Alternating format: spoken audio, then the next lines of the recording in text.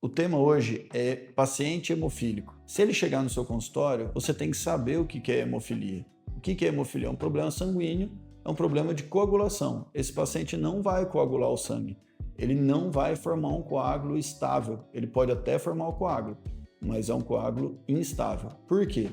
A hemofilia é uma falta ou diminuição de uma proteína que estabiliza o coágulo, que a gente chama de fator, que é o fator 8 e o fator 9.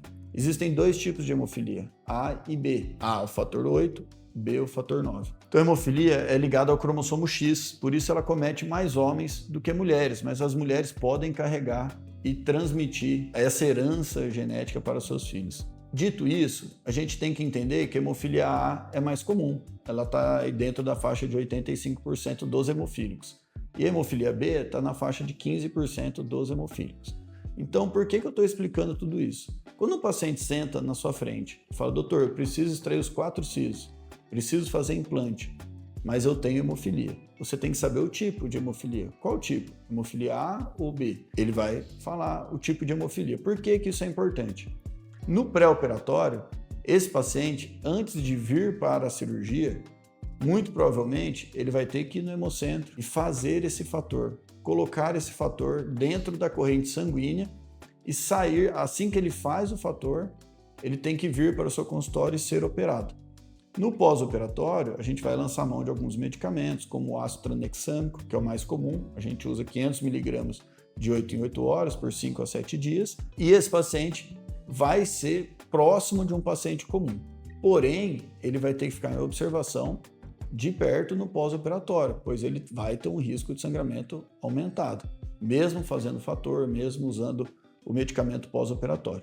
Tá, isso é um padrão? Então só sentar o paciente hemofílico é isso?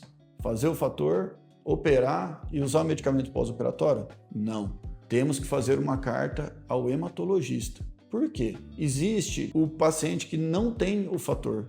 Ele é inibido do fator 8 ou do fator 9.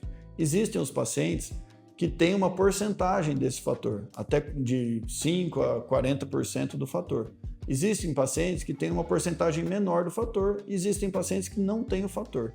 Isso vai classificar a hemofilia em leve, moderada e grave. E quem sabe disso é o hematologista. Então tem que ser feita uma carta ao médico hematologista e ele vai preparar o paciente, ele que vai sugerir a transfusão do fator, a injeção do fator no paciente e o remédio pós-operatório que você vai utilizar e a quantidade. Bem, dito isso, vamos para a cirurgia. Então o paciente foi preparado para a cirurgia, chegou ao consultório, chegou o dia da cirurgia.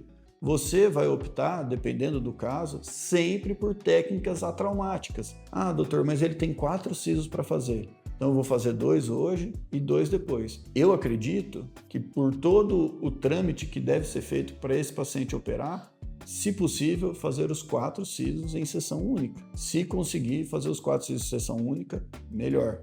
Já aproveita os medicamentos, já aproveita a sessão cirúrgica e faz uma vez só, tá? Todo esse trâmite que precisa ser feito, especialmente para o paciente hemofílico. A cirurgia ela tem que ser com o menor trauma possível. A sutura ela tem que ser realizada de uma maneira mais atenciosa, de preferência suturar um pouquinho mais do que o comum, deixar bem fechado os espaços que foram abertos pela cirurgia e também orientar muito bem esse paciente. Esse paciente ele não vai levantar da cadeira, conversar com você, pegar o gelinho e ir para casa. Ele tem que ficar em observação no consultório, pelo menos de 30 a 60 minutos, aguardando numa sala pós-operatória para a estabilização primária do coágulo, tá? E vai continuar o medicamento, que nem eu falei, o ácido tranexâmico no pós-operatório, porque esse medicamento ele permite que o coágulo fique mais estável, que o coágulo não se dissolva tão rápido, prevenindo uma hemorragia pós-operatória. Esse paciente vai fazer muito gelo no pós-operatório e muito repouso. E você vai conversar com ele todos os dias para avaliar como ele está. O que é esperado de um paciente desse no pós-operatório? Um pouquinho mais de hematoma, um pouquinho mais de edema, mas nada além disso. Qualquer coisa que fuja desse quadro, desse padrão, você tem que ter o contato do hematologista para trocar uma ideia. Então, tem que ter proximidade com o hematologista, conhecimento da hemofilia e uma conversa direta com o paciente. Tem que ser bem real e contato próximo com ele, além de uma cirurgia traumática e um medicamento pós-operatório. Então, assim, o paciente hemofílico não tem que te gerar medo, não tem que te gerar ansiedade ou incertezas. Então, se você tem conhecimento como tratar um paciente hemofílico, a partir do momento que ele senta na sua cadeira, você consegue transmitir confiança para ele e para os familiares. Agora, imagine uma situação. O paciente senta na sua frente e expõe que tem a hemofilia. Você nem sabe o que se trata, como que é o assunto. Com certeza, o paciente, na hora, já vai perceber que você não conhece, não sabe tratá-lo, não sabe a conduta. Com certeza, ele não vai fazer a cirurgia com você.